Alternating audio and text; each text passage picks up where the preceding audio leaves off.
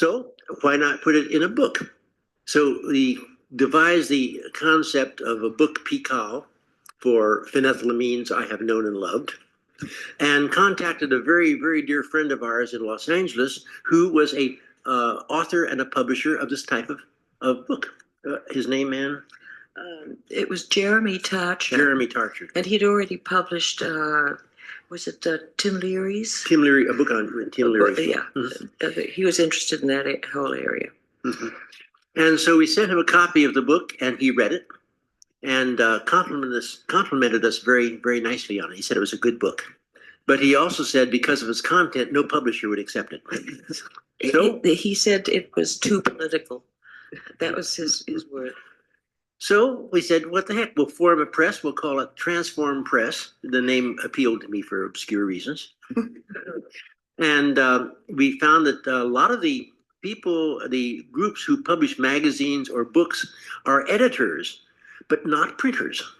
Some of the biggest publishing houses are editing houses, and they send their books to 1 of 3 or 4 large places that just do the printing and no editing. And we contacted one of these and said, if we sent you a typeset proofed text of a few hundred or 1,000 pages of a book, could you print it for us? And they said, yes, if you pay us. And we said, okay. And so we put this all together and sent it out to be printed. We asked them to make it into a what do you call it, a spine-free paperback, a paperback edition. Perfect bound.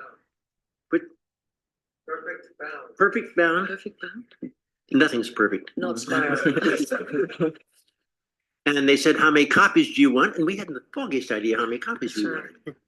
When you do get a book into that thing, it is this much to do the printing, and then this much per copy.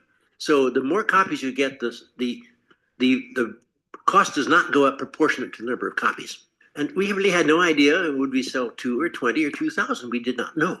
Again, we had to find out that we do not have to open a bookstore, but there is a whole operation of assigning books to distributors who in turn find markets for them. And it's even more complicated than that in that we didn't know who the distributors are. So you have to go to people who store the books and then give them to distributors who then send the books out from over here. And then they tell you how much money you're going to get. And then there's something called fulfillment. Fulfillment? Oh yeah, that operation's called fulfillment, which is an unbelievable term. It's a company. Wait. Fulfillment. It's a place where you store books. They store books for you.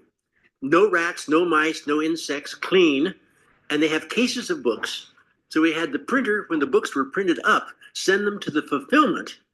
And then Ann's daughter, Wendy, bless her heart, became the person who would contact fulfillment and place orders, send 10 copies to so-and-so and 3 copies to so-and-so. But the fulfillment does not handle a penny of money. They merely put stamps on things to send them out and send orders to us.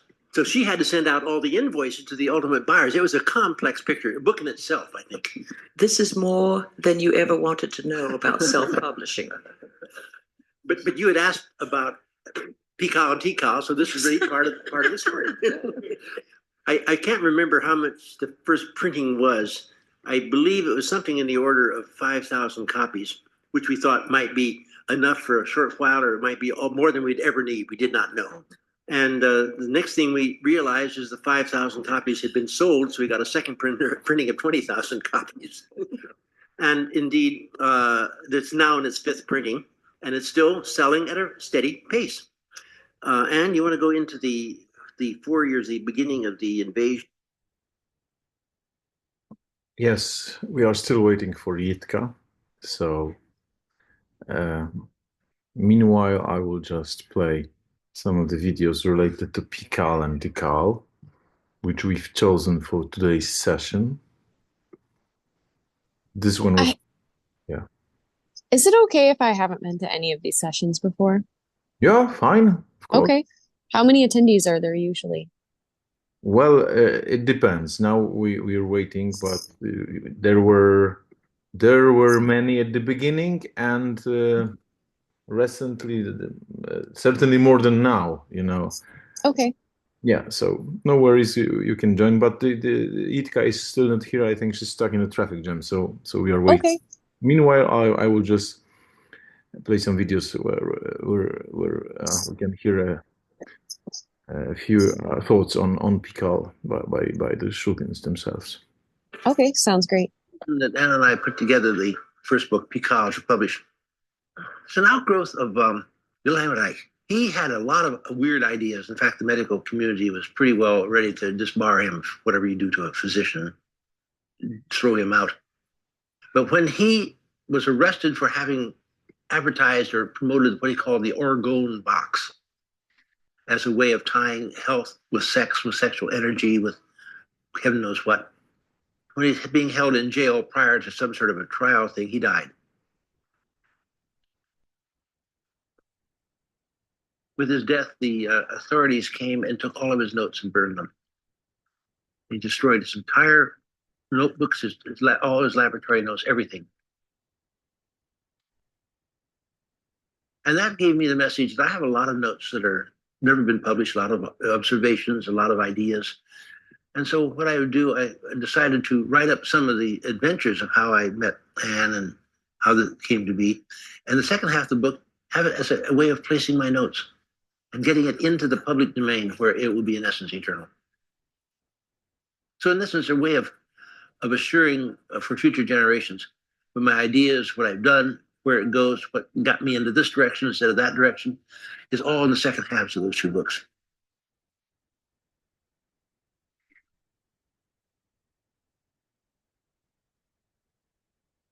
I never tried to write a book before. I didn't have a treasure trove of stuff to write about that I really cared about until I met Sasha and we started researching the world of psychedelics.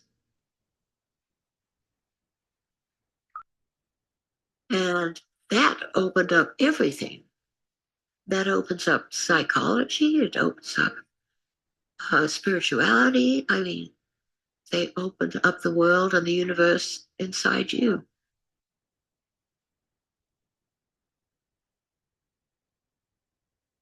We could put all the chemistry down in those books, and nobody's legal department was going to tell us that we couldn't.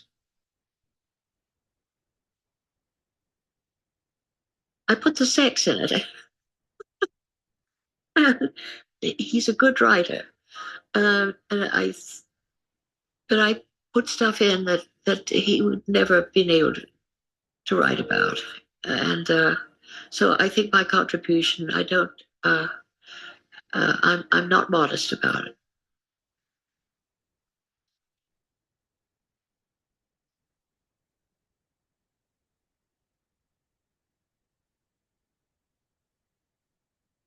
I remember the night I was at my computer and Sasha came in and said, "I've got an idea for the title of our book."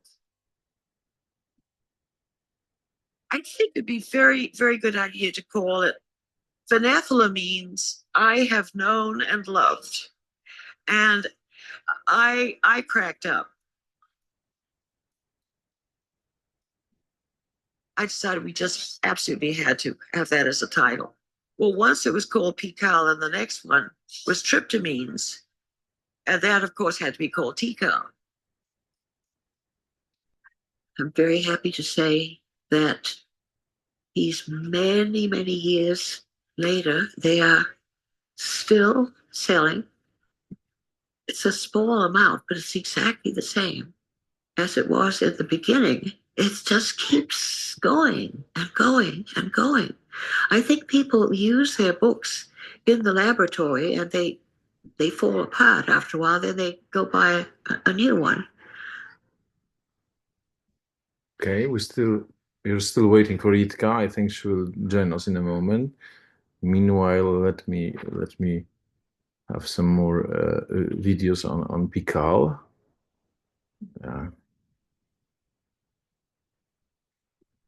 This is the guy who made the mescaline or the psilocybin. He's the real culprit here.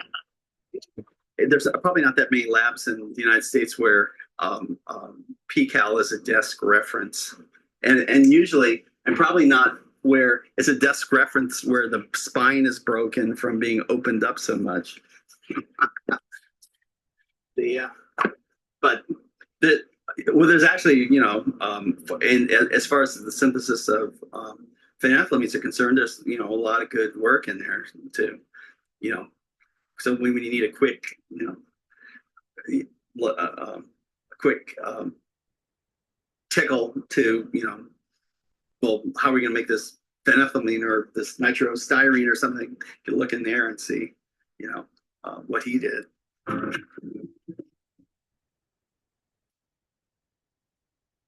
Main reason that Ann and I put together the first book, PIHKAL, to publish, it's an outgrowth of their lives. Ann is now your partner in this great book, PIHKAL, which I and Brian have been looking at as a partnership book and also as a manual into the alchemic recesses of the future.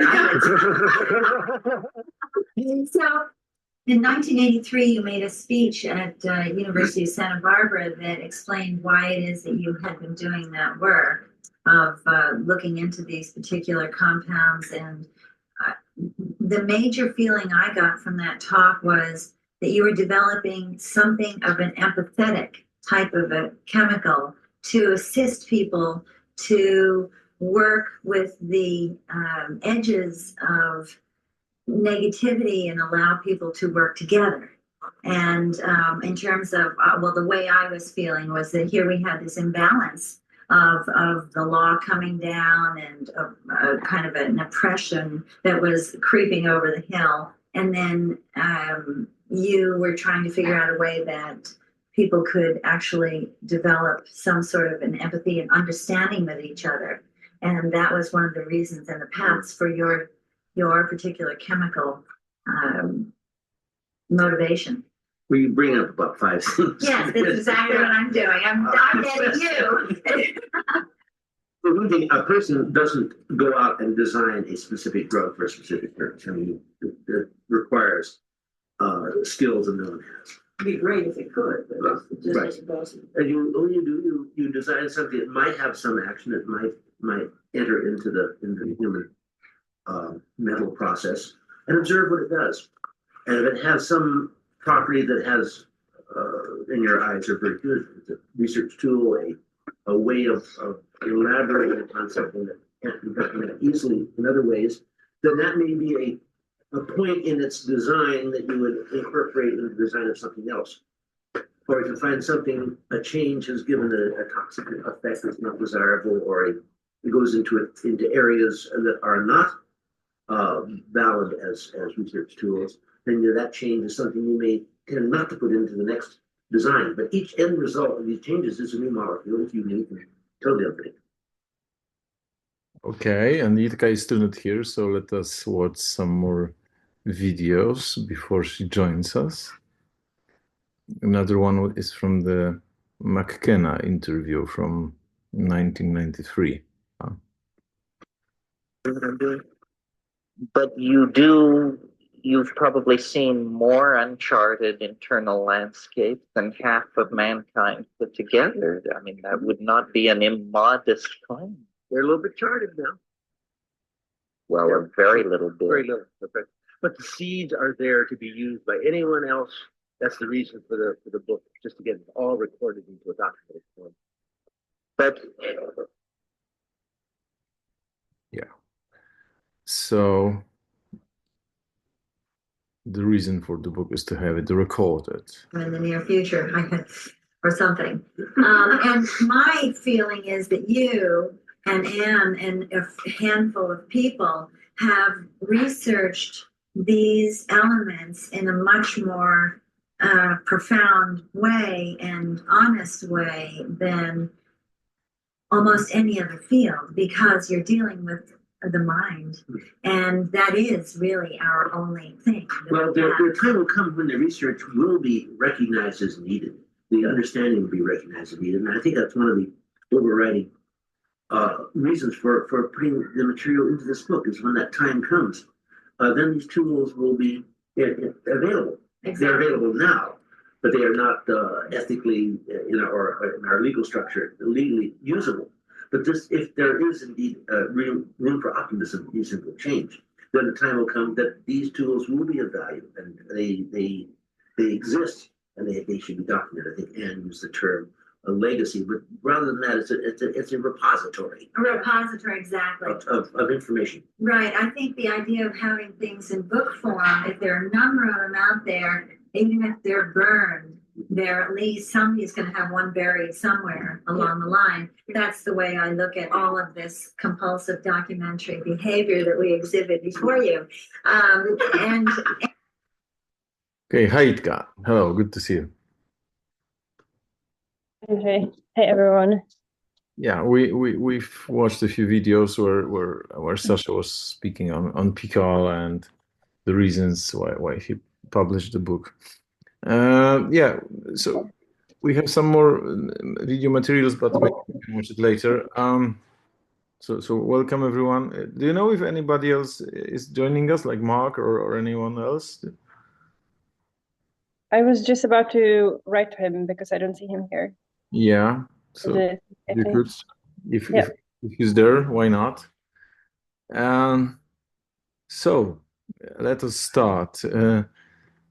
Anything you would like to start with from your practical perspective? I mean, there is a lot to say on these books. I mean, we've discussed during the previous sessions so many papers by Shulgin that now it's not something new what we have here. I mean, there is some fresh content, historically speaking, but so many things have been published before, but only in scientific papers and not in a way that was publicly accessible. And well, to a certain extent, you can say that both PIHKAL and TIHKAL are meant to be publicly widely read, but still they are, in the second part, technical, detailed, scientific, and not very popular, right? You would agree? I mean, I think you would with this. So I'm not sure to whom these books are targeted. Certainly, at least they are written in a twofold way. One is the popular anecdotic, private, intimate aspect, the first part, and then there's the second part, and they are strangely connected, unlike all of his previous publications. So if there was no Ann, there would be no PIHKAL, or at least it would not have this form. I think this is something she explicitly states in one of the videos.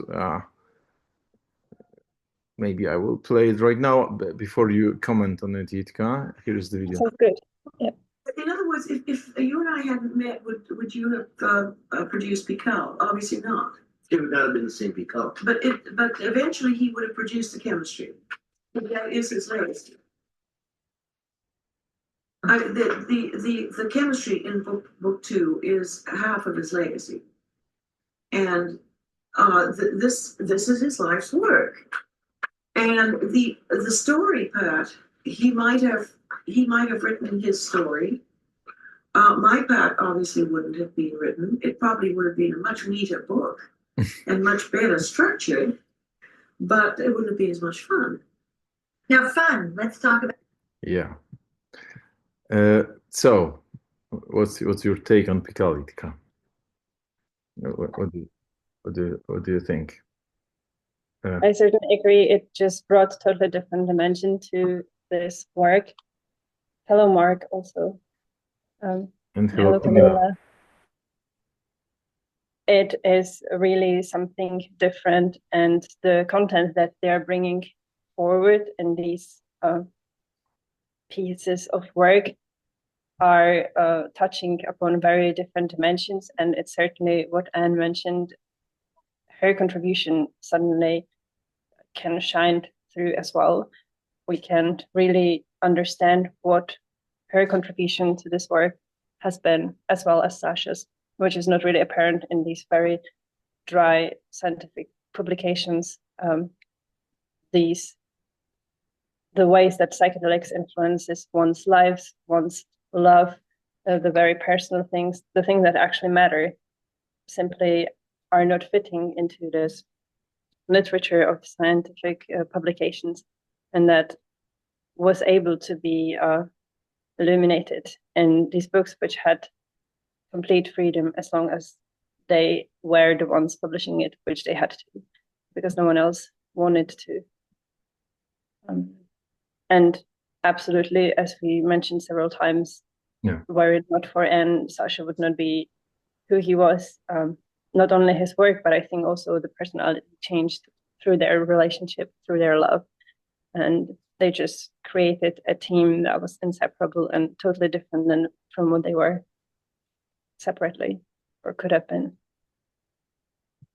I also, you just mentioned, or you just asked in the beginning, how do I conceive of this session? And I thought I would also love to hear from other people here, like what do they find inspiring? Have they read PIHKAL and TIHKAL? And if so, what impressions they had? How did they influence them? What's their, experience from reading these books? Yeah, good idea. Let's do it that way. I mean, we have a certain idea how to comment on PIHKAL and TIHKAL, but we can start with the participants and their opinion. Why not? If someone has something to add, please do so, and then we'll present our materials, our research, and various reviews and other thoughts that can be of interest. So, anyone? Well, hello everyone. Can you hear me? Yeah. It's nice to be here. I haven't actually read that much of directly the books. I tried to read some of the reviews you sent. Yeah. And also I got stuck trying to study that text about organic chemistry. I was really entertained by it. I didn't remember that those how you call it that part of knowledge. I don't remember the exact word. Sorry for my English. And I started to draw the molecules. I realized actually that dopamine, mescaline, and all phenethylamines are called like that because of the functional group. So I got stuck there, and I didn't give that much time to PIHKAL. But I think it's part of the travel that Shulgins try to transmit through these books. They have different threads one can take, from which we can enter. So, well, I started reading the Shura's Voice, autobiographical part about Sasha.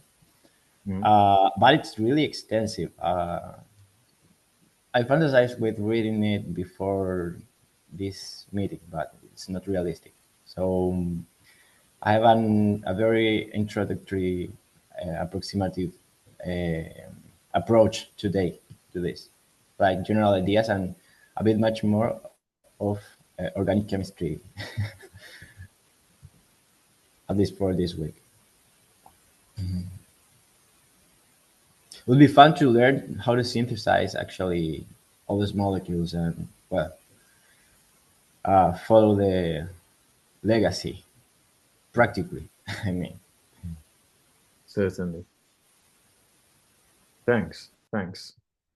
Thank you. Anyone else? And I mean, sorry, I was just like, I would get back to the last sentence you said, that actually in many of these chemistry parts in the second book of both PIHKAL and TIHKAL, Sasha shares or leaves a lot of hints as in, and it would be interesting to make this compound. And also if you make an analog of this would be done, and just leaves like little ideas how to continue, because he said on many occasions, he has so many ideas, but there's not enough time and energy to make it all himself. And therefore he inspires people to these little threads that can be continued and should be continued by those who share his vision. And I think this is one of the most inspiring books to get into chemistry, into organic synthesis chemistry, not particularly by the theoretical grasp, but by the curiosity that it inspires and that makes you intrigued by the subject, and then you learn on your own. Certainly. Yeah, there is a video where he mentions those clues that you've spoken about. Maybe we can watch it. There are many who are doing what I did in the 50s to 60s today. They have their little laboratories, but in the commentary of all the recipes, I left a lot of clues, little clues, ideas. People are picking up on them, and they're pursuing them, and that's exactly what I wanted. Are you surprised your work would have such creative influence? He's an artist. I want this to be an encouragement with ideas. I've got a lot more ideas than I have time or energy to exploit. I'll probably keep this till next week. Very good. No problem. There are a lot of people working around the edge of the law. Yes. So this is it. Yeah, true. So it's a repository, as he said, of compounds, of possibilities, even unexplored possibilities, certainly. So, anyone else to share with us his or her perspective, or otherwise, I think we can continue. Yeah. I could share a little bit. Sorry, Sure. I'm at work. I'm having some difficulties with my camera. No worries. I read PIHKAL several times. I'm also a chemist. I do natural product drug discovery, so the latter half was specifically interesting to me, especially since I look for novel chemistries. But I think the best part for me was that it was very relatable, and I think it was a very good example of artistic science writing, which I find it sad that a lot of science writing is very dry. Some of the topics explored are very beautiful, and also have very heavy impact. And I think it would be really cool if this type of writing was more seen in my scientific discipline. Thanks. Thank you for sharing. I agree. And I think Sasha and Ann would also agree that what they were doing was art. Yeah, I'm sure they would. Yeah, so it's a strange kind of writing, something between fiction and fact, scientific writing and artistic writings, and altogether it fits a certain strategy to overcome possible obstacles and consequences of publishing such material. Yes. Because we all know what happened in a video that we've shown here before Yitka joined us, that there was Sasha speaking about a previous case of having someone arrested due to a illegal or dangerous activity, and he was afraid of having his materials, his notes, his entire legacy of collection of knowledge that he gathered, that he researched, completely removed, destroyed, eliminated. Right. So this was a project meant to planned or aimed to somehow preserve this rich legacy of research, chemical and mental research. And yes, so this is one thing, preservation. But in that case, why would we need all those private histories, or this private intimate stories? Yes, they are somehow necessary. This is something that would not be there if Anne wasn't there with Sasha, right? So I think we could first discuss the structure of the book, of the first book, yes, which was published in 1991.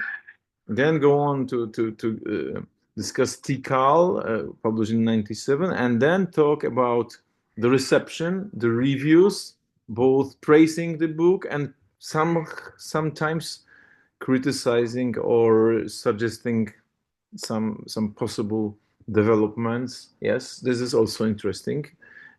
Most of the reviewers praise it, but there are some critical thoughts which we could discuss. Critical in the most positive sense of this word. And finally, I think we should discuss book 3, yeah, and the possible forms that it could have taken, and other further publications by the Shulgins. But first, let us perhaps try to show the place of this book in Shulgin's entire literary careers, or also chemical development. It is important to note that he has been researching chemicals, psychedelic chemicals, for 30 years already before publishing this, and he had more than 100 publications already printed in various scientific journals. So some of this material was there, but not in this way. I mean, even though there were publications, chemical papers, there were never such precise recipes published. Yes, some call it a cookbook. Yes, such a cookbook was never available. Yes, so this knowledge was only available for specialists who have studied chemistry for many years, who were into this discipline. And something like this, where you give not only a complete set of information on the structure, on the effects, on the quantitative aspect of how these compounds work, together with a cookbook, with a precise description on how to synthesize all of these compounds, is a gesture unprecedented and unrepeated by anyone else. So this is a book that has never existed before, and that no one ever since has published. I mean, except for TIHKAL, which is it's a kind of apocalypse, a revelation, a disclosure of something that has not been disclosed so far, and apparently it perhaps could not have been. For various reasons, because of the lack of knowledge. No one had this amount of knowledge gathered, and because also, even if someone had, it also required courage, an amazing amount of courage, a risk of one's entire career, or perhaps even life. Yes, freedom, and there were serious consequences possible and even real that we know of. Yes, the right of DEA, which was a very serious matter. Yes, so it was a risky decision to publish it in even though some say that he was thinking of such a book at least for a decade, but no one knew what shape it could take. Yes, so yeah. So I think maybe we could have a look at several other videos right now about the political consequence. Well, political consequences are twofold. One is the propagation of knowledge, but another one is this private risk. Yes, so this is the second. The second aspect is the one that I'm thinking of right now. Yes, so why don't we have a look at the description of the DEA raid that occurred after the publication of PIHKAL? Yeah, people often ask us, when we had published PIHKAL, the first book, were we worried or frightened about what might happen? And I remember after a long day, both of us lying in beds speculating. We do other things than speculate. That was just we had a vague picture in our minds of masked intruders in the night, breaking into the laboratory with baseball bats. That was probably the most paranoid picture. But at the same time, the first people we had sent copies to were people we knew in the DEA, the chemists in particular. So we felt that there was a possibility that the DEA would find this so interesting and even perhaps useful in some way as a source of information that maybe they wouldn't be too angry with us. It didn't quite work out that way, though, because I still had not a research, but in possession, a Schedule 1 drug analytical license from the DEA. And just when a few years had gone by, I think 2 or 3, since the publication of the book, apparently the book reached the top levels of the DEA in Washington, and they reacted. Their reaction is what we call the Day of the Invasion, which became the first chapter of the second book. It was a very interesting experience, and we learned a great deal very fast. They wanted that controlled substance analytical license back, but they couldn't demand it back and grab it because I hadn't done anything naughty. So they snooped around and they found by my infrared machine in basement 4, in the back room. Yeah. I had an infrared spectrophotometer, and lying around the infrared machine were something like 50 capsules and pills that I was going to run an infrared on to see what they were. And they said, "From whom did these come? Tell us their origins." I had no idea. I kept no record. I just collected. People gave me pills. These are being sold. What are they? And I get information, but I don't know to whom to give the information. In fact, Sasha really resented the fact that people sent him these things because it was impossible to handle. Each person who sent an anonymous sample thought he was the only one sending a sample to Sasha. So here were 30 or 50, I forget how many pills, and they said, or capsules, things. And they said, "You mean every one of these might be a Schedule 1 drug?" And I said, "I don't know. I haven't analyzed it yet."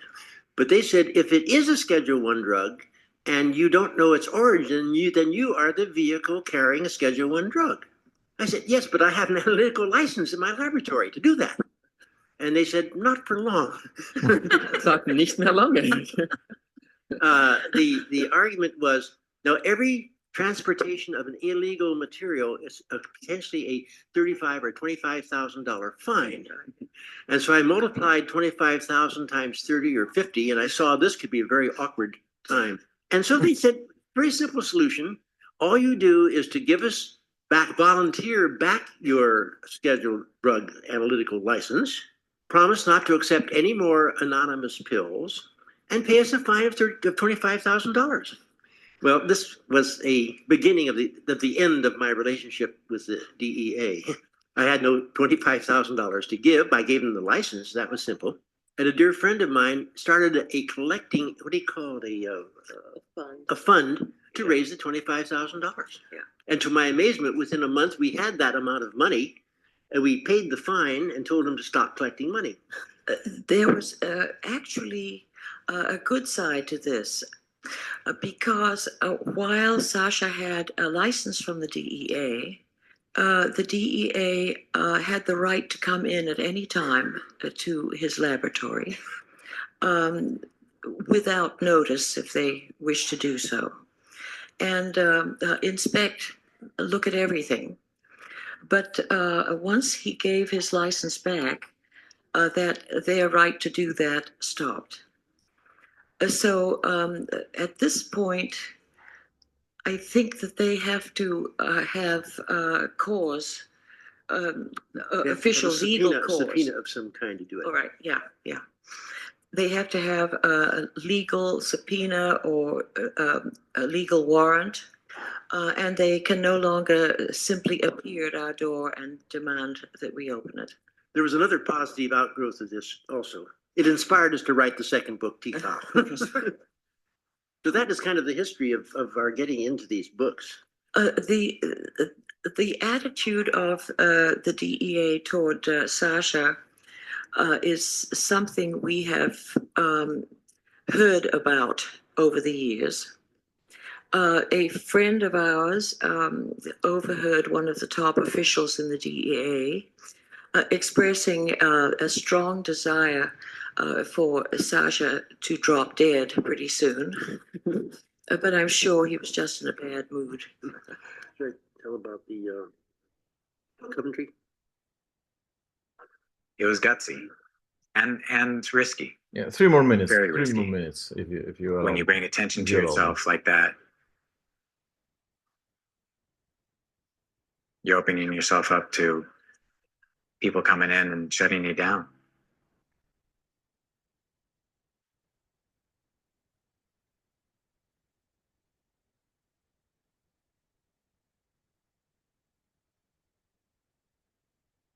The appearance of PIHKAL was probably the event that was realized to some extent intimately about 2 years later in the DEA.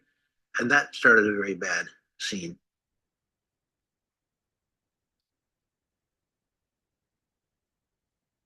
Publishing PIHKAL was one thing, but then going out and doing a lot of interviews in magazines like High Times, I think, started to make the DEA very angry. The local law enforcement and the DA were not happy with someone being out there and giving out information that they didn't want given out.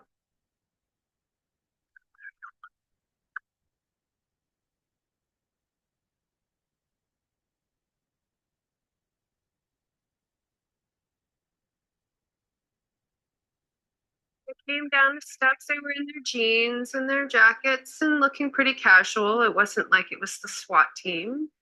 So they were very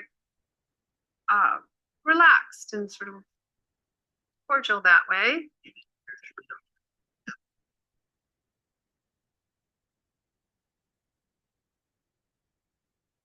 They came in and they started to look around and ask questions.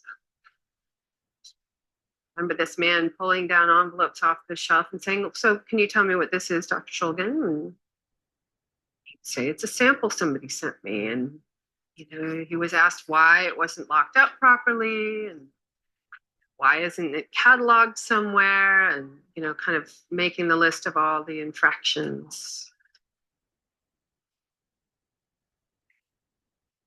The High Times interview that they had done was on the top of somebody's stack of papers.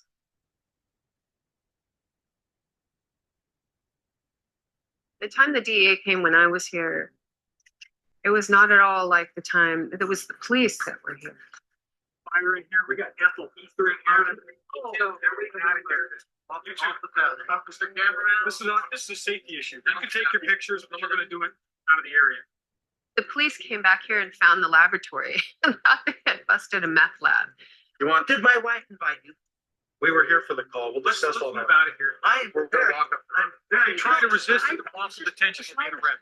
The time that they actually put Sasha in handcuffs and put him in a car. All we're gonna do, we're gonna try to figure out what you're doing there, and if what you're doing is legal.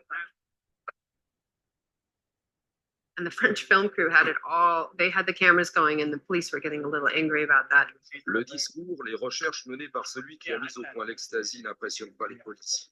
Le professeur Shulgin est arrêté, libéré le lendemain, il a repris ses expériences. He ended up paying a hefty fine, but that was it, which is fortunate. He could have been in a lot more trouble. And they knew it, he knew it.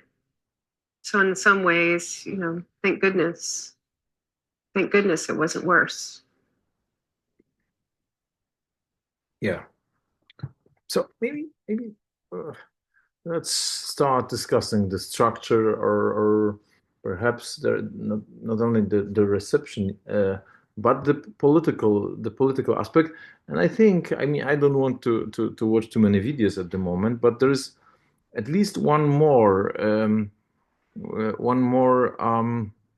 video where Jonathan Ott mentions the political consequences that are not merely the risk of being arrested or having a fine to pay or having one's papers destroyed, but the deeper meaning of politics, that is the way the community relates to one another, the communal aspect of the polis, of the intersubjective world that we live in.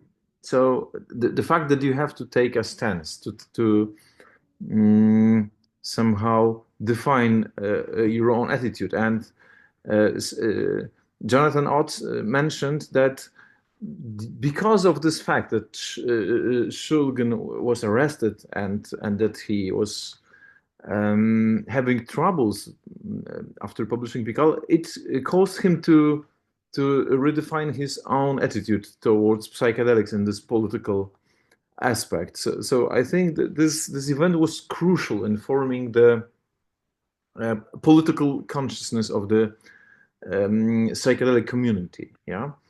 Let me show you the video.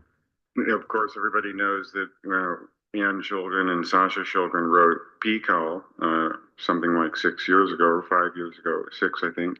And now TIHKAL, the long-awaited sequel, has come out. And these have really revolutionized the availability and accessibility of substances in the last couple of years. And they're having a really great impact, these books, far beyond what we've only seen the tip of the iceberg, really.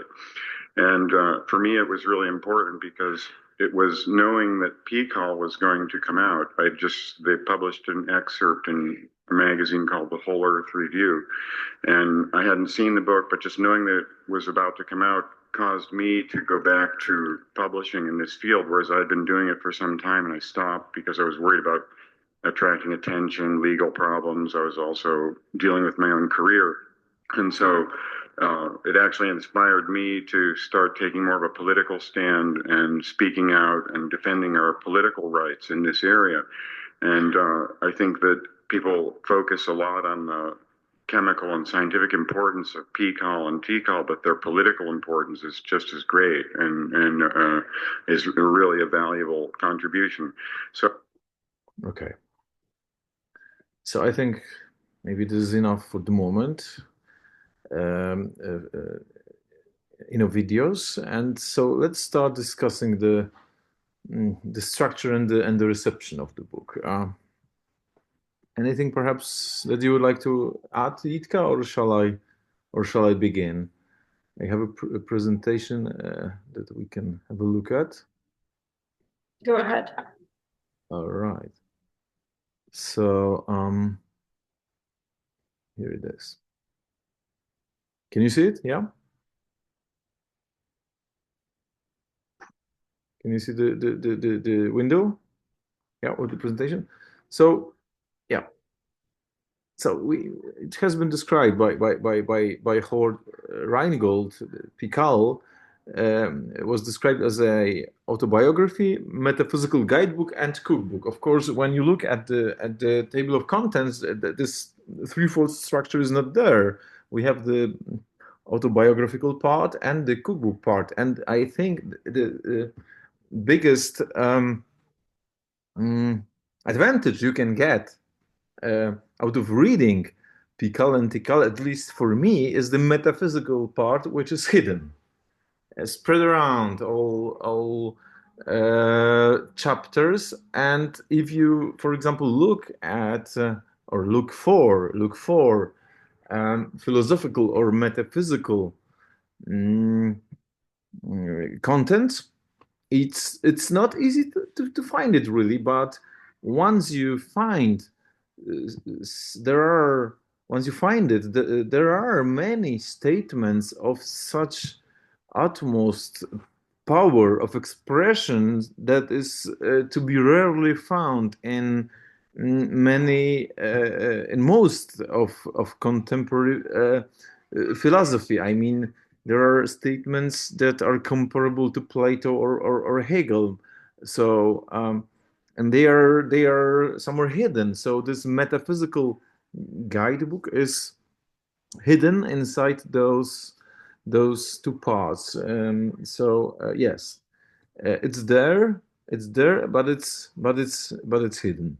So this first book, PIHKAL, published in 91, contains three parts: Shura's and Alice's voice, which is of course Sasha's and Ann's. There are various perspectives, various narratives that are somehow connected, intertwined, overlapping, and they lead to a combination of those voices, where this entire narrative culminates ultimately in a second part, the cookbook part, yes, which contains, or at least it seems to contain, recipes of 179 psychoactive substances, phenethylamines.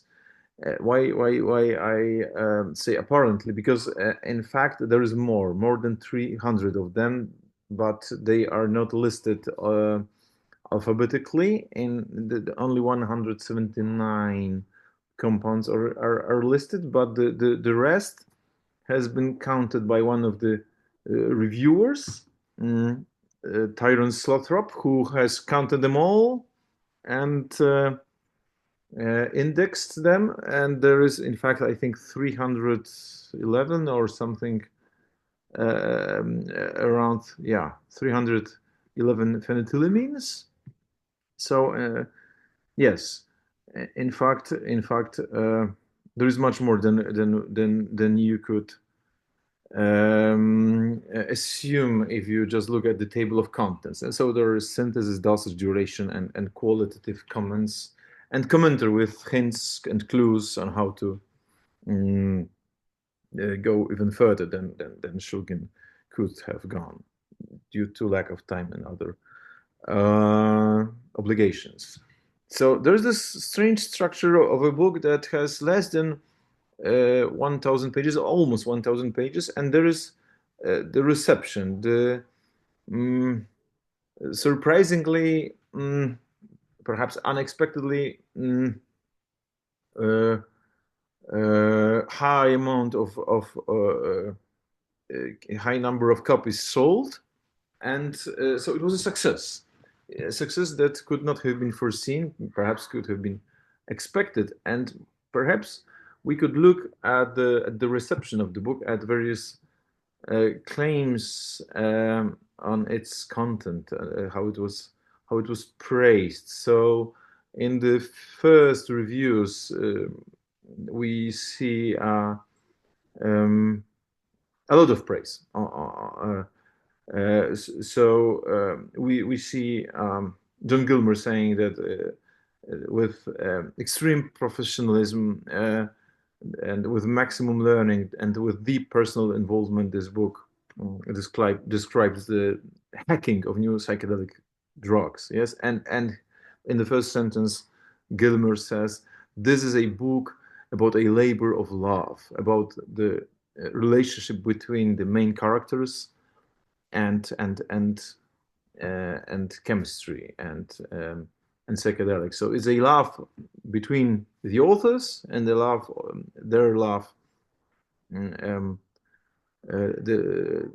their love toward phenethylamines, and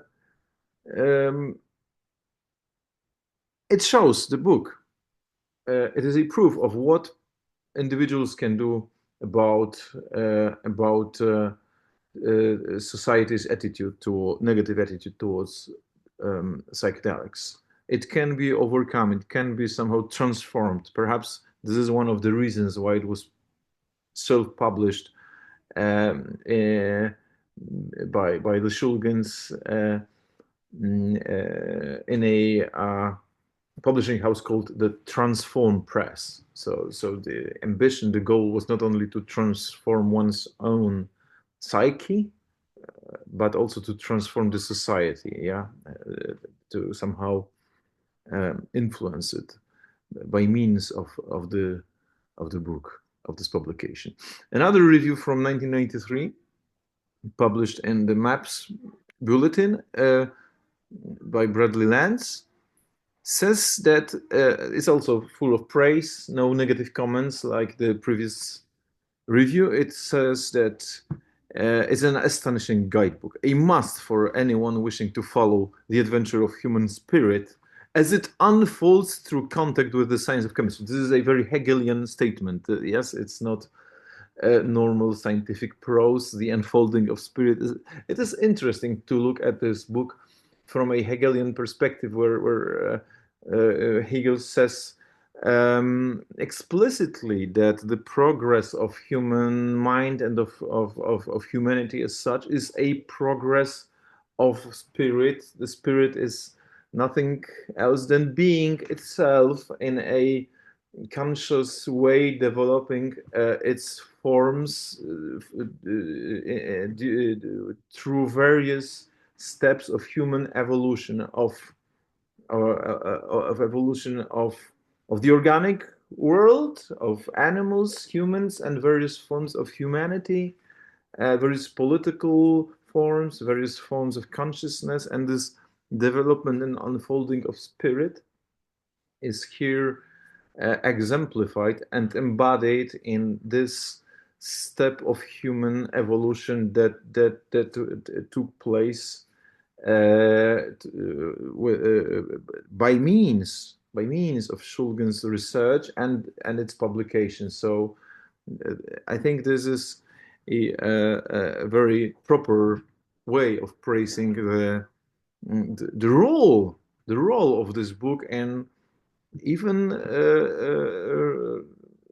not only our knowledge of chemistry, our knowledge of the human mind, but also in the evolution of not only humanity, but also the spirit itself. So yeah, this Hegelian attitude is, I think, very proper here. And also another metaphor that was introduced by Lance was an analogy with the Greek myth of the Argonauts. So the analogy is that Shulgin is like Jason, and the Golden Fleece is analogous to psychedelics. Yes, why? Because of the fact that both psychedelics and the fleece have the power to heal anyone who comes into contact with it, and that they are also to be found by means of a quest, perhaps a lifelong quest. And what's more, both not only have the power to heal, but also they are guarded by a dangerous dragon of power. So this analogy is very telling, and I think also very proper. So I think those 2 points are most interesting in the case of this second review. The third review is, I think, most interesting of all that have ever appeared, and therefore I think it would be most proper to discuss it at the end, because it is very insightful, it is very deep, and it's I think it's the only critical one, and therefore I suggest that we return to it after discussing the remaining ones. So I think, I mean, perhaps even I could say that it's a shame that no other reviewer dared to look critically at some of the contents of PIHKAL and TIHKAL, and maybe we could discuss those criticisms in a moment. But first, let's briefly discuss other more superficial reviews of the book. So there is a review by Peter Stafford, a famous author, and he, even in the title of the review, claims that this is the most important book of the century. Okay, but why? Why is it such a important book? Also, he calls it the most important document of the century. Yeah, and he notices the dual nature, the biographical part, the chemical part, obviously, yes, and he recognizes in this short review various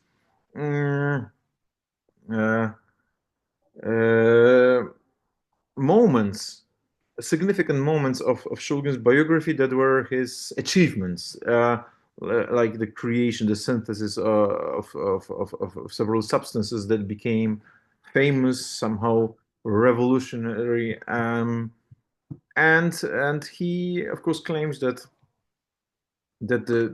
even the chemical discoveries themselves would be enough to consider him a revolutionary, not to mention the publication of the book, which was like the summation, the final step that this achievement must have taken. So so he says that, of course, before Shulgin, what we had was mescaline, LSD, and then of course in the 70s psilocybin, but then MDMA appeared, and the question he asks, will there be more psychedelic waves? What will Shulgin's discovery lead us to? Yes, and of course he says that when he asked Shulgin more than a decade before publishing these reviews, which means at the beginning of the 80s, about his plans to publish a complete synthesis of his knowledge, yes, Shulgin said yes, that one day perhaps he hoped to produce a text relating to mescaline, and so a general description of all phenethylamines, which is in fact the book that we have received in 1991. So I think this synthesis is this review is not very insightful, not very critical, but it contains a lot of praise and appreciates Shulgin's achievements and draws a general sketch of his life, but not it doesn't contain any insights that could be helpful for understanding of the book. Yeah, perhaps the questions that he asks are interesting historically. The questions are not related to Shulgin, but to the status of society, how it will be changed because of Shulgin's discoveries. How will we be able to choose our own state of mind? So there is an anecdote that Stafford mentions at the end of the review, an apocryphal interview with Steve Jobs mentions an anecdote which might be real, but Stafford was not certain. Steve Jobs was asked why IBM hadn't first come up with a personal computer as Apple did, and Jobs responded, perhaps they didn't take enough assets. So here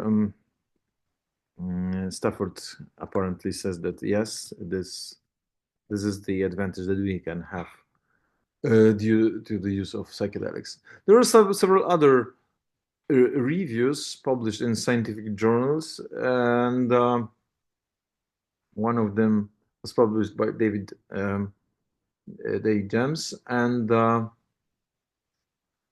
I think the interesting thing here is the context that he puts TIHKAL in. Namely, he starts with the argument that this is the book PIHKAL is an argument within the context of the war on drugs. And while this war has not been a success, so we have this political background, a growing minority can perceive some alternatives like the criminalization and so on. And Shulgin is shown here as a key figure who is a political figure, not a chemist, not a researcher of the human mind, but a political figure who has a certain political stance in this context of the war on drugs. And that this book is PIHKAL is a crucial event in this context. I don't know if he describes the problems with DA that Shulgin had, and also it's the first review that mentions TIHKAL as well, and briefly describes its content. What is interesting is that the only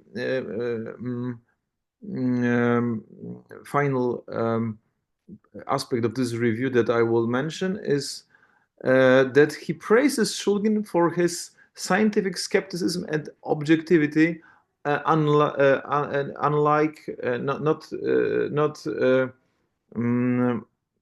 really similar to his other Californian colleagues.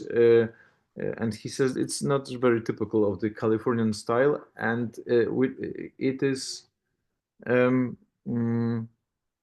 interesting that he still can sustain this skepticism and objectivity despite the decades of consumption of psychedelic drugs. So it's a strange, ironic statement, and this is somehow opposed to a possible drift into a mystical mumbo jumbo. So a strange praise, but yes, truly, I think maybe those mystical statements that Shulgin himself makes in various descriptions of the effects of psychedelic drugs are even more credible exactly because of his typical skepticism and objectivity. So this, I think, makes those mystical statements that he makes from time to time even more convincing, because when you see someone who is skeptical and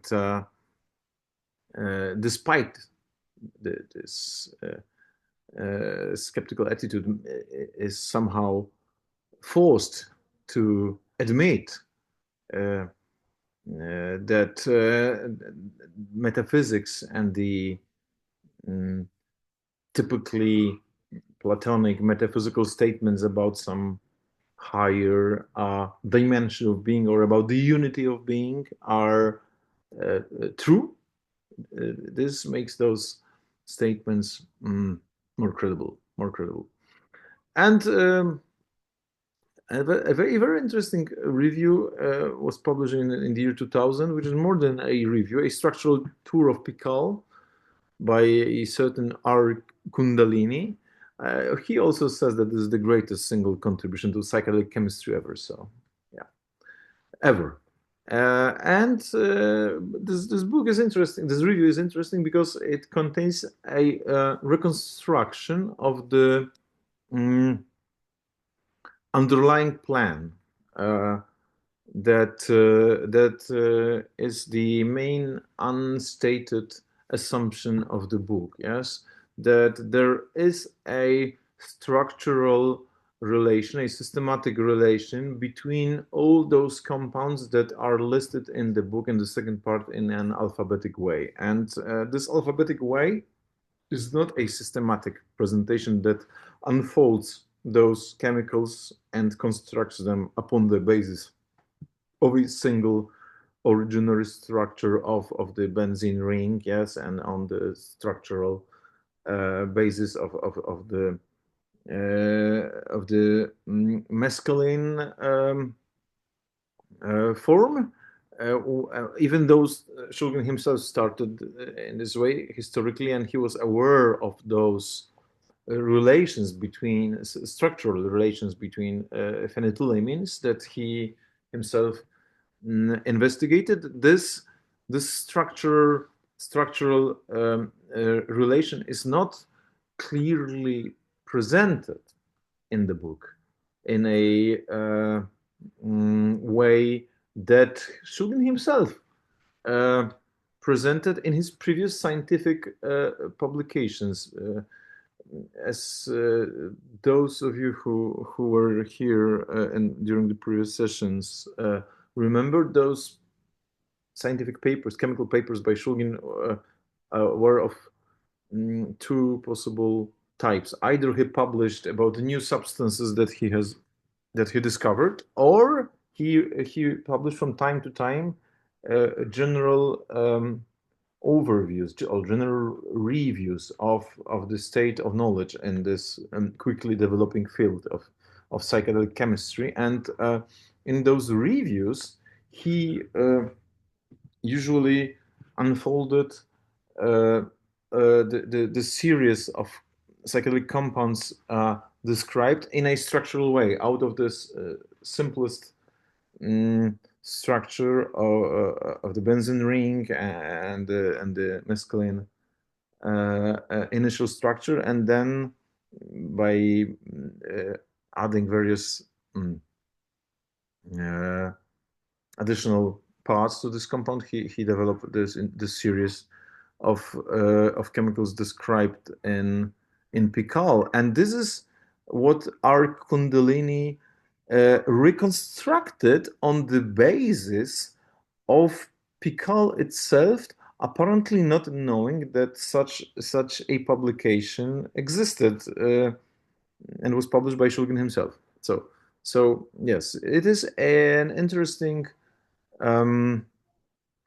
record of someone reconstructing the missing part of PIHKAL. And even though he's not, I mean, the reviewer, explicitly critical, he had to do something that could have been there in the book, and perhaps the alphabetical register of all the compounds could have been somehow supplemented by one of the articles published by Shulgin himself before, with a systematic presentation of those structural relations between all those compounds that are there, and then this structural tour that our Kundalini had to do on his own would not have been necessary.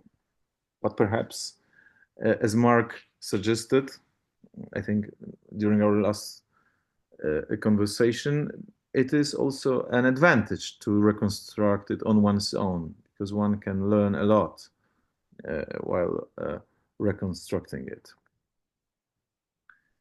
Yes, there are two more articles, but I think I will stop at this point and ask you if you have anything to add or comment on at this point.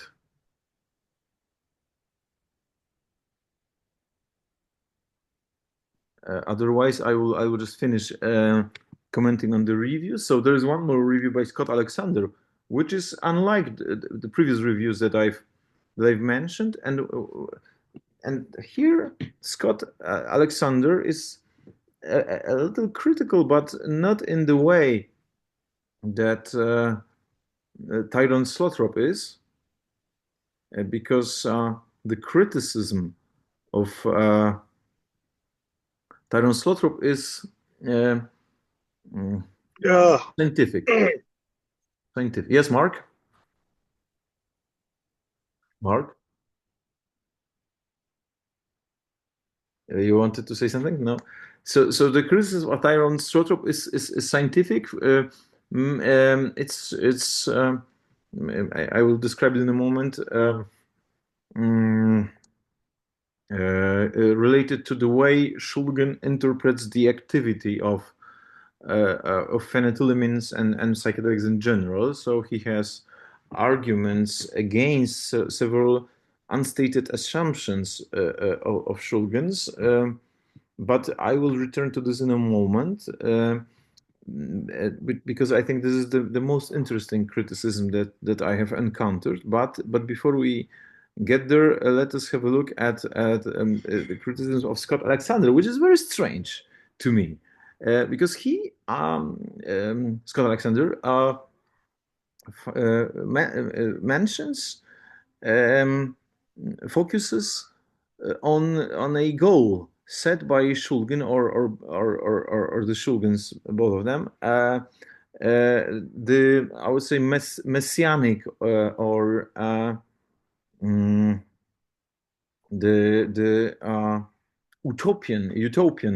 utopian goal that was assumed that in fact what psychedelics are supposed to do is to somehow save the human race. Yes, not only cure individuals, but somehow save humanity from some kind of a historical danger that our technical civilization is in. I think Shulgin was not alone. Albert Hoffman had a similar idea that there is a kind of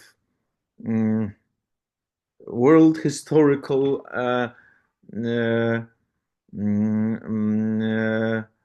goal at stake, and that if we as humans are not going to change our attitude towards nature, towards the planet, then we are going to have serious troubles, or perhaps even our human race is going to somehow disappear out of the surface of this planet. So yes, there is this kind of messianic assumption that there is something to be saved in humanity, and that psychedelics have this purpose.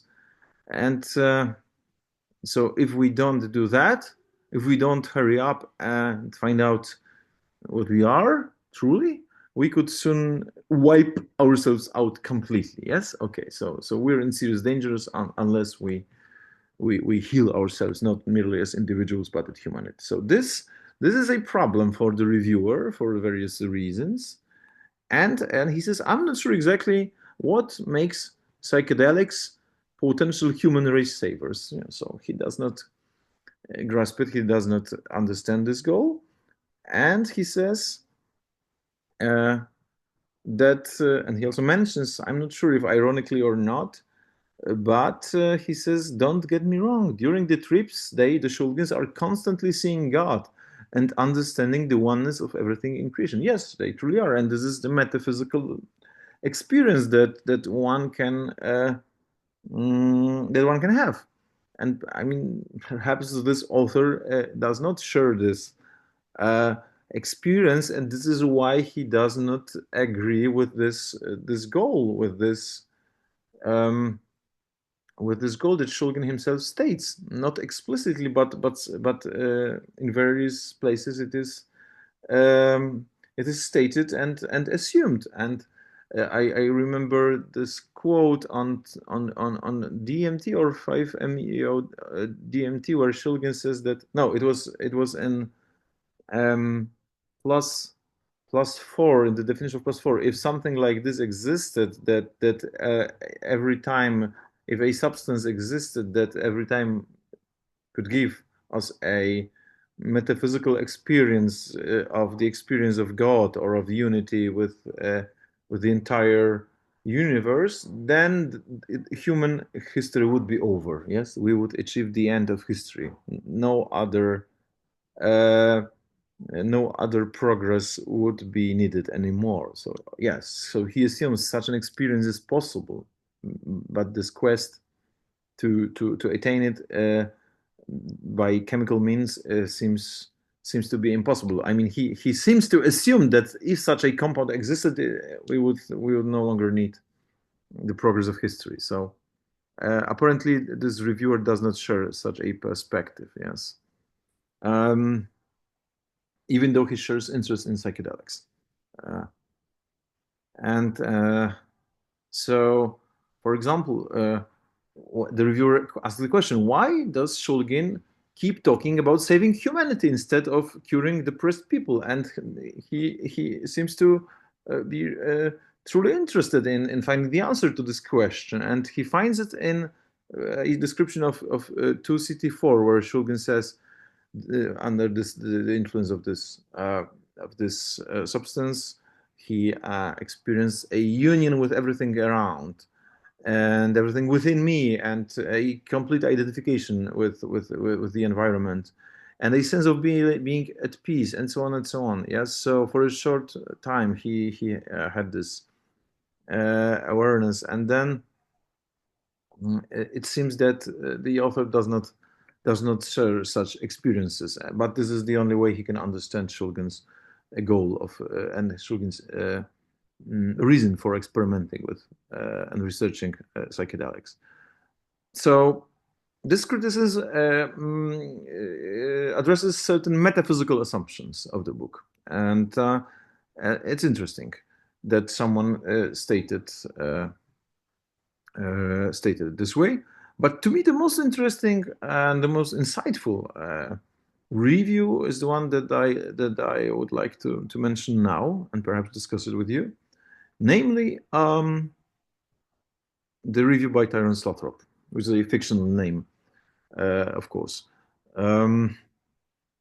So this author is very insightful. He lists he reconstructs a list of more than 300 phenethylamines, not only 179, and he praises, of course, Shulgin in various ways. And he admits that it's one of the most significant scientific contributions of the century. Yes, 30 years of research collected in one volume, and he admits that Shulgin developed a large set of chemical tools that were meant to be probes of the human mind, and he describes the way they were tested, examined, researched, and how they were then described, how the subjective experience was researched. But he says that they were not all fully explored, and out of 311 chemical compounds, only 120 were explored to fully active levels, and some of the others were not, because of various assumptions. Among them, the assumption that one has to look for not really qualitative aspects, but quantitative. Yes. So what Shulgin was looking for is the strongest possible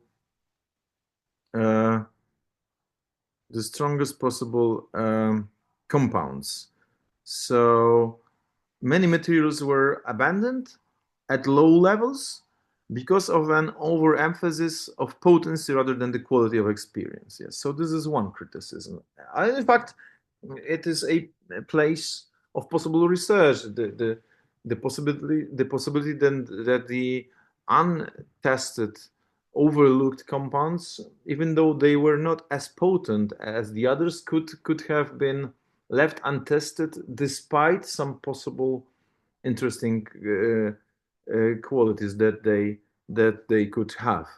And another criticism, and this one is even more interesting, is the accusation of an old-fashioned chemist mentality. I think maybe this is stated in a very strong way, but in fact, what he means by this is what we've discussed in one of the previous sessions when we were talking about the metabolic path and the assumptions that there could exist a transformation of phenethylamines to indoles in an internal metabolic process, and this assumption was tested by Shulgin in various ways, and I remember Mark saying that this assumption is already abandoned, and nowadays we no longer try to even verify this hypothesis, because we know that the activity is completely different, that the compound does not have to be transformed, because Shulgin apparently assumed that the activity of the compound cannot be directly related to its own interaction with the neurotransmitters in the human brain, that this compound has to be somehow metabolically transformed in order to be active. And he accuses him criticizes him of a false assumption that led him to false conclusions in various parts of PIHKAL. So let me find the exact quotation. Shulgin considers that each phenethylamine has a unique spectrum of action, of course. What is ironic is that he does not recognize that the instrument to measure the way it acts on the human mind is at hand. It is the spectrum of binding affinities and actions at distinct receptor sites. This is the instrument he seeks. And so, in various repeated discussions of structure-activity relationship and their possible mechanisms in various places of PIHKAL, those discussions strike the reviewer as being completely off base. He believes that this failure results from an assumption of an old-fashioned chemist mentality. Why this? So even though this review is very insightful and very full of praise, there is this one criticism that is interesting, I think, to us, because the reviewer reveals in the structure-activity relationships, in the description of structure-activity relationship formulated by Shulgin, an unstated assumption. And this is the crucial part of the criticism. An unstated assumption that mental activity is not the product of the activity of the compound itself, but one of its metabolites. Yes. And instead, he says one shall assume that the compound itself is active. And we have a large body of evidence that it is. And nowadays, we do assume so. There are studies indicating that phenethylamines and tryptamines as well bind to specific receptors in the brain, which was not Shulgin's assumption. It was not his field of knowledge to examine the activity of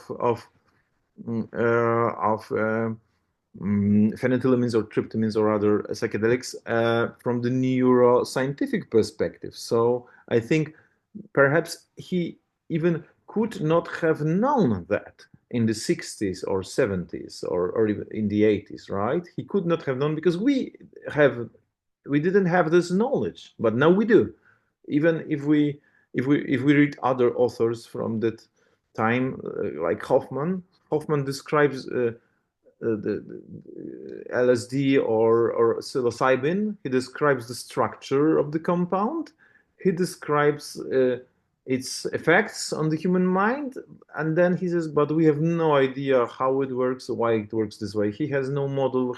So Shulgin didn't have any proper model either, and it is only now that we know how those compounds work. And I think this criticism confirms our interpretation of one of the articles that we've discussed here, where Shulgin was trying to find an inner metabolic process where chemicals like phenethylamines were transformed into some other compounds resembling perhaps neurotransmitters in order to act on the human mind. So yeah, so this is this interesting thing.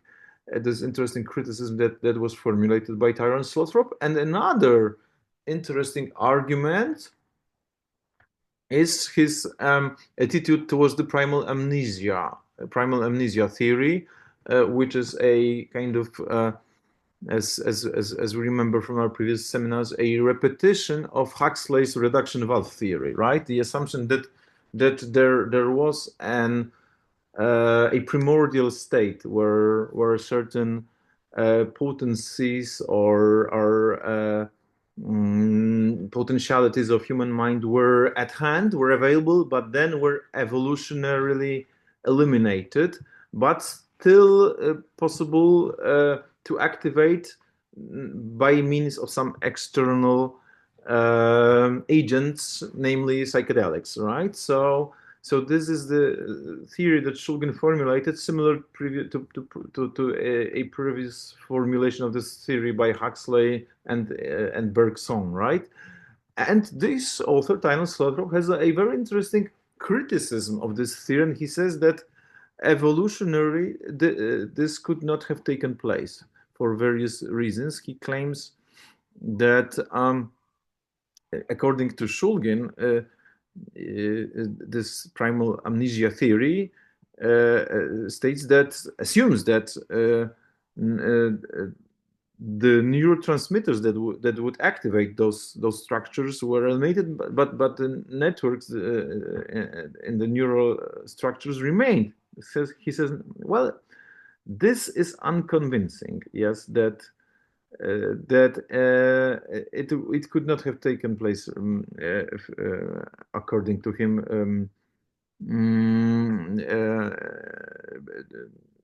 in a evolutionary way. So this supposed ancestral mental state, the argument is that this mental state, this primordial state, would not have been selected for Darwinian evolution. Yes, it would not be adaptive. Never mind, I don't want to get into detail right now. So these are two interesting critical arguments that we find here. And yes, the author suggests a different structural activity relation theory, which is, I think, nowadays assumed when you read the articles of David Nichols and other authors. This revised theory is nowadays the standard theory of structural activity relationship. Yeah. Okay. And there are some more questions that the author asks, but I will not attempt to address them at the moment because they don't address the book itself, but the structure of the brain and the way neuroreceptors work. So this is out of scope for the moment. So this is the most interesting review that I think deserves discussion and some kind of a response, perhaps. Yitka, Mark, anyone, please? Any comments?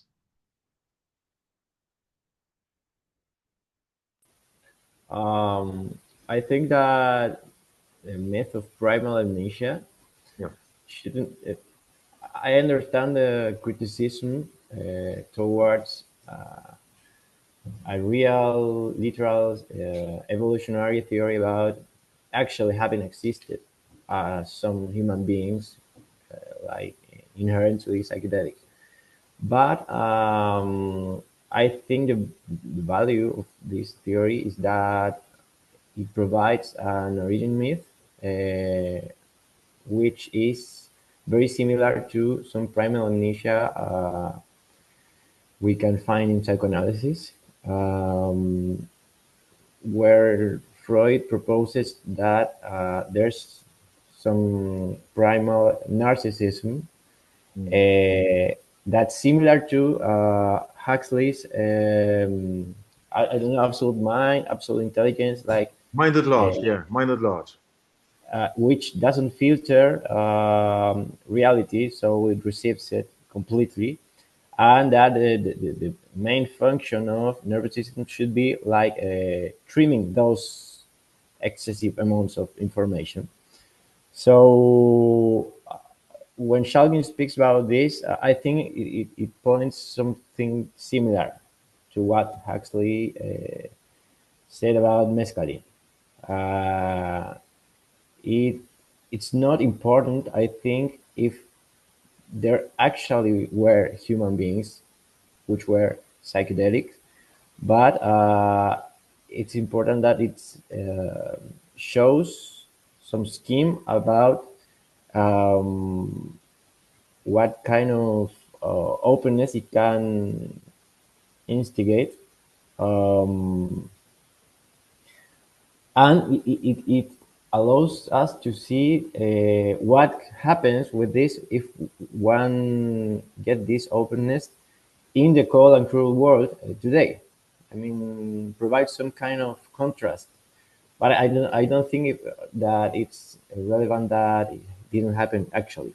You know, I think it's a way, it's a resource for thinking about psychedelic phenomena. Yeah, so it's a hypothetical primordial state, not necessarily factual, right? Yeah, okay. Mhm. A potency of human mind that did not have to exist in the true evolutionary process, but that it can, but it can be activated. Yeah. So it's also not only similar to Huxley's prefiguration of this theory, but also, for example, to Plato's anamnesis. Yeah, that there is some potential state of mind that can be activated, but it is somehow forgotten. Anamnesis does not relate to a real evolution, but to some potential state that is hidden, occluded, but possible to be disclosed, yeah, revealed. Right. Okay. Yitka, anything that you would like to add, or Mark? Because I think this relates to our previous discussion, and especially to this problem that we had with one of Shulgin's papers, as you remember, where he presented this metabolic path that was problematic for us, and that perhaps was an unnecessary path to take. But on the other hand, he has explored many unnecessary paths because he was, I mean, Shulgin was somehow exploring an uncharted, unknown territory. And this is what happens if you enter into the unknown where there was no one before you. You have to examine very many false assumptions in order to find out that they were false. You need to falsify them. So I think this is interesting. This reviewer, perhaps this is one more thing that I will quote from Tyrone Slothrop, stresses the joke that the second part of PIHKAL begins with. Yes, namely the joke that he interprets as a maniacal ambition to synthesize everything. So he says that in many cases synthesis got too far ahead of the testing itself. Yes, and there is a chemical joke at the beginning of book 2 about a wild speculation of structure activity relationships, and this is a very interesting joke that Shulgin himself makes. I think he's joking and making joke about himself, yes, because what he did was to synthesize a series of 8 alpha alkylated mescaline homologues, namely APB, ABM, AAM, AJM, ASM, AOM, ANM, AUM, that no one has heard of because they had no activity at all. So he, even before testing them, before finding out about the possible activity, he synthesized them all and then abandoned them. So, and he mentioned somewhere that that this family was never published, even though it was researched and examined, because it was uninteresting and inactive. So he invested a lot of energy and time into investigating and completely uninteresting family of compounds. But the joke is as follows. So Shulgin says, yeah, there is a possible extension of the 2-carbon chain of mescaline by alpha methylation, yeah, and then go further and further, extended one more carbon atom to 4th carbon to alpha ethyl mescaline, make it double again, and so on and so on. And assuming that doubling the chain would also increase the potency was, of course, a false assumption, but he says it was rich fantasy stuff. And now there is this ironic part. There is this joke. As an active compound, where would it go to the brain? With an 80 carbon side chain, would 1,000th of a single molecule be enough for a person? Or might a single molecule intoxicate 1,000 people? And how long a chain on the alpha position might be sufficient that by merely writing down the structure on a piece of paper you would get high? maybe just conceiving the structure in your mind would do it. That is, after all, the weight of homeopathy. So he's making fun of himself, yes, and of course, because the first of the compounds in this family was not active, then there was no enthusiasm for tasting anything higher, and was abandoned, even though it was synthesized. So this is another case when Shulgin explored something, went too far, and abandoned entirely this path that he started exploring out of curiosity. So I think this is all we can get out of the reviews. But what is interesting is the question of book 3, and I think we have 15 minutes to discuss book 3. So perhaps we could listen to Shulgin's own statements about book 3, because he commented on it in various interviews. So let me start with it right now. First is an interview with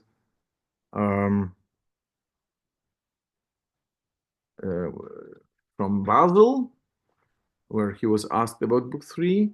I think the first time someone asked him about book 3, of course, there is still book 2, TIHKAL, and we have not discussed TIHKAL yet, but we will in another session. But now let us hear what Shulgin has to say about book 3.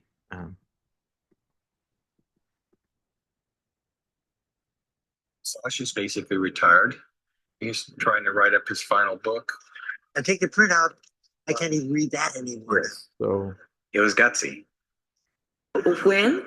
When is the third book going to be released? Well, I think we've both written several chapters for it, and a little bit of the second half, the recipes and commentary. But I have been quite a bit diverted from it by this psychedelic index I talked about yesterday. Also, at our age, and also because we are very, very busy, there has been less experimenting sessions than there used to be. But perhaps if we would stop coming to beautiful places like Basel and continue to sit at our computers a little longer. Or get in the laboratory a little bit more. We would get the third book done as soon as possible, in other words. There's another book that... When?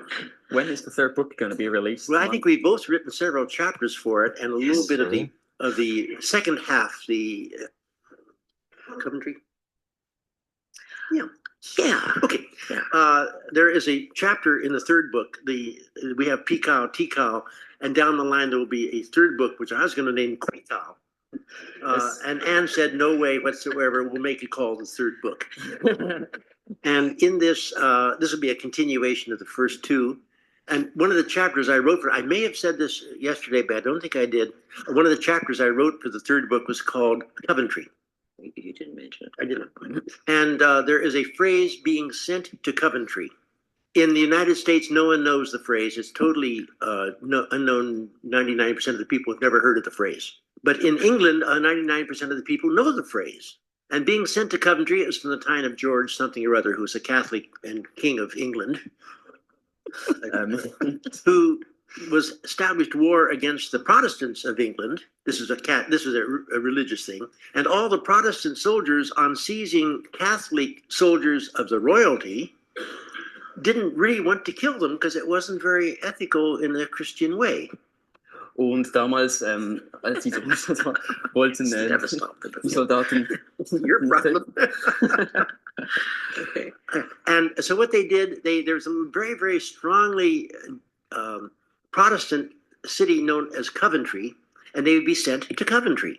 And in Coventry, they were so anti-Catholic that the prisoners would not be talked to, and if the prisoners talked to anyone, they couldn't be heard.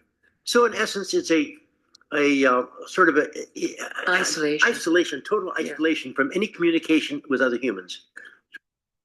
Okay, so what we know is that this book 3 was planned. It was supposedly titled PIHKAL, and it was not finished, but there are chapters unpublished.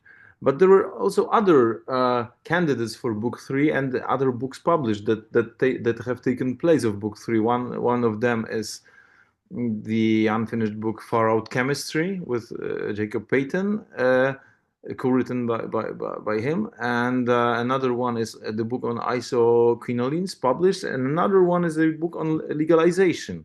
So let me also give a few more. Let me present a few more videos where those three books are described. It's a wonderful thing. Where do you hope to be in 10 years or so with all of this? Probably starting on a third book. Do you think, I know you're working on a book about legalization and... Not actually, I'm working with a group who is more or less funded to make arguments that would be raised, to address arguments to be raised in the legalization process. What would be the answer of how drugs would be legalized? How would it be made available? Should it be an open supermarket? It should be under some sort of governmental control. And it's a research, more than that, a policy group setting up for that. I think it's futile in the present state. In terms of practical impact. I don't think anyone's going to seriously entertain legalization. So it may be a fuel process, but it's a fun process. Because in the process you begin evaluating your own relationship with drug law, drug regulation, drug control. If you were in charge of it, how do you see it happening? I mean, okay, all kinds of nothing means.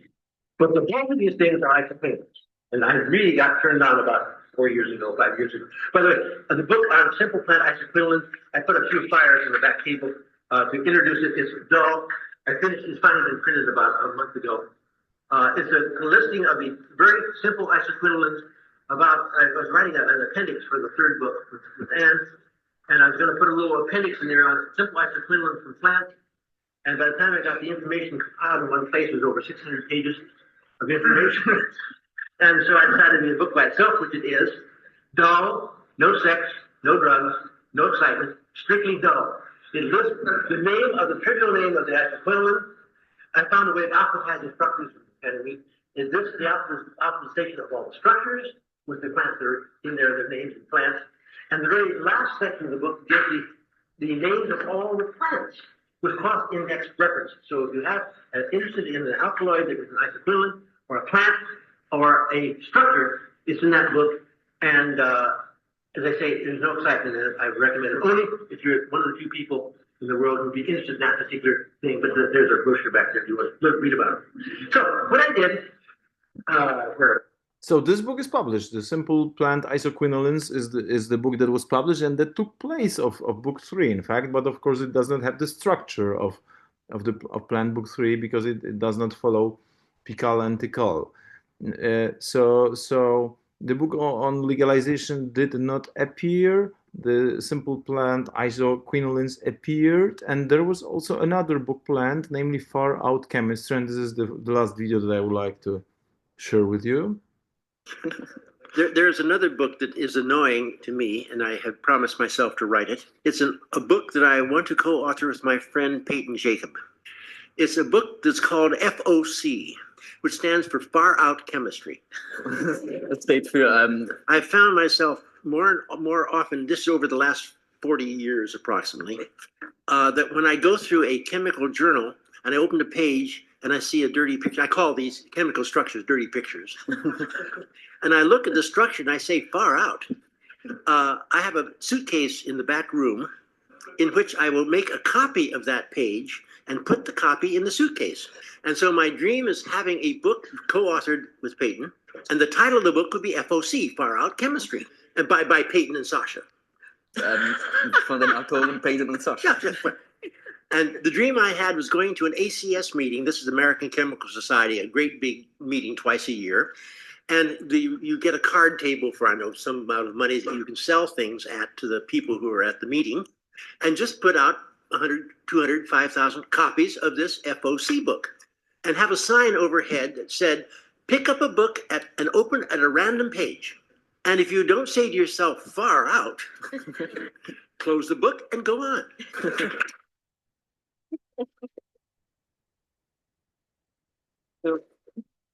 The difficulty is I have this suitcase that is bulging full with 40 years of far out Xeroxes, and I just like to finish that someday, but I don't know when. And that answers your question.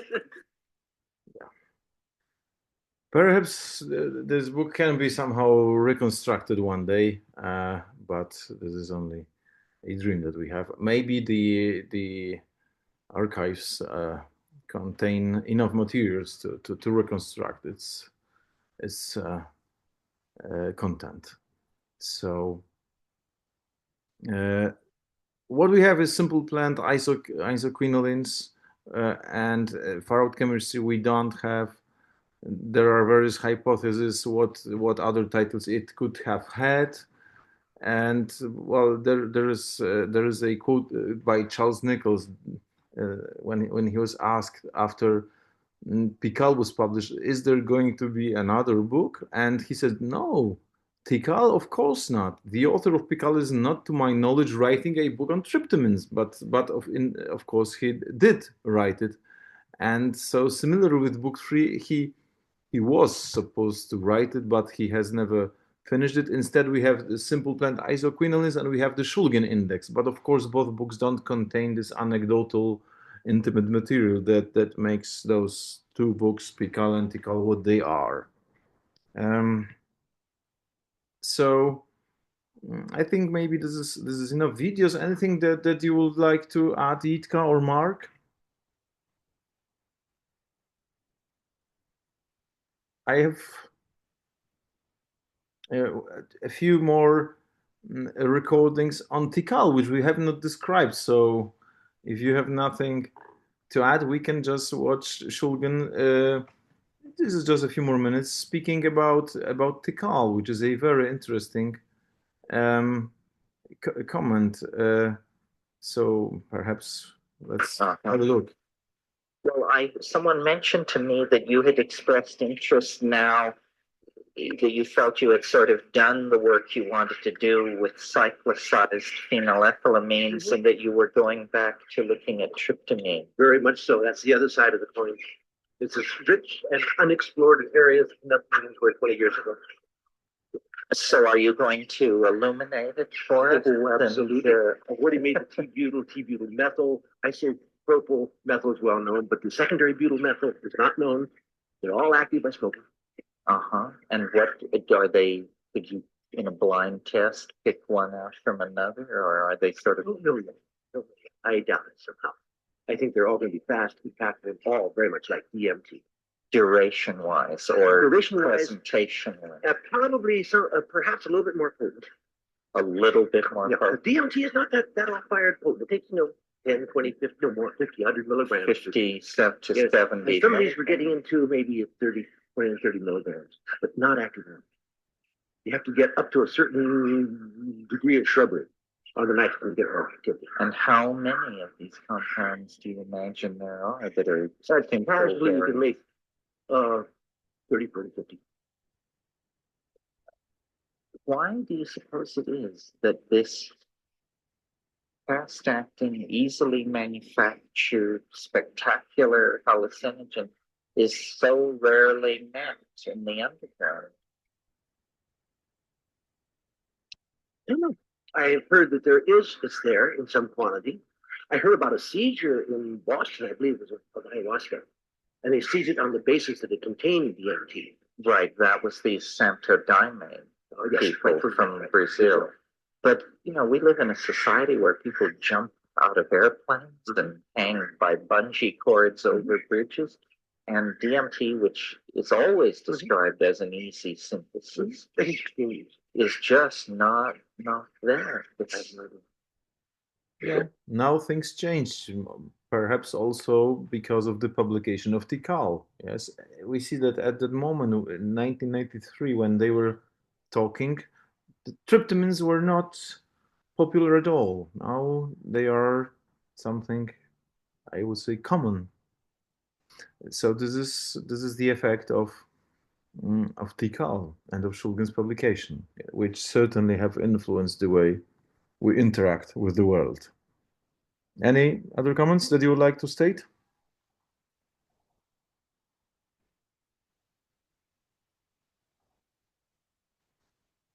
Ita, Mark, Daniel, anyone? I have one more video, unless you would like to say something, please.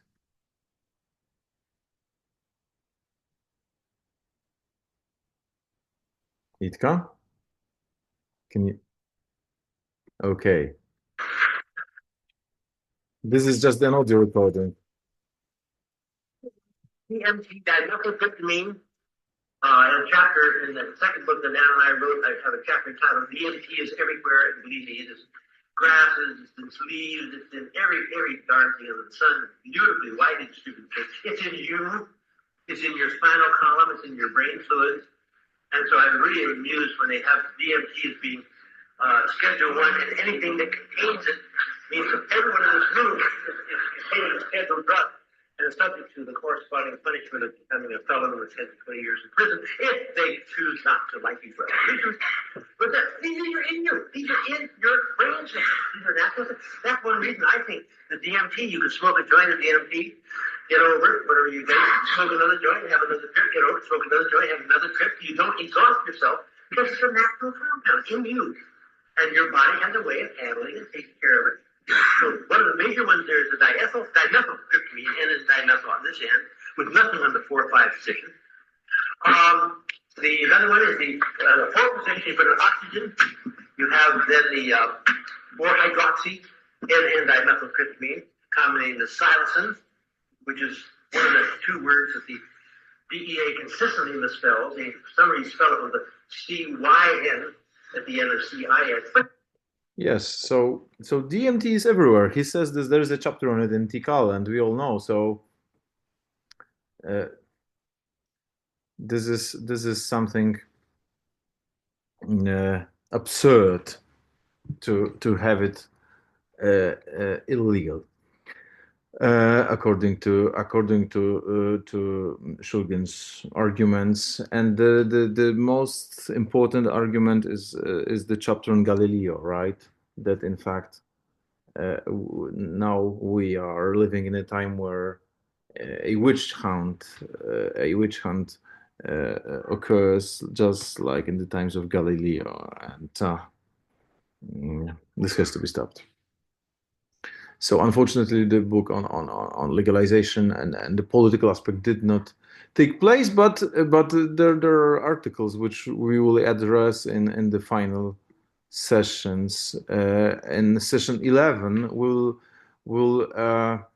read an article based on a lecture given in Germany. It's called Drogenpolitik, the policy of drugs, and it's, I think, the most complete statement that Shulgin had on this, on the question of the political aspect of psychedelics.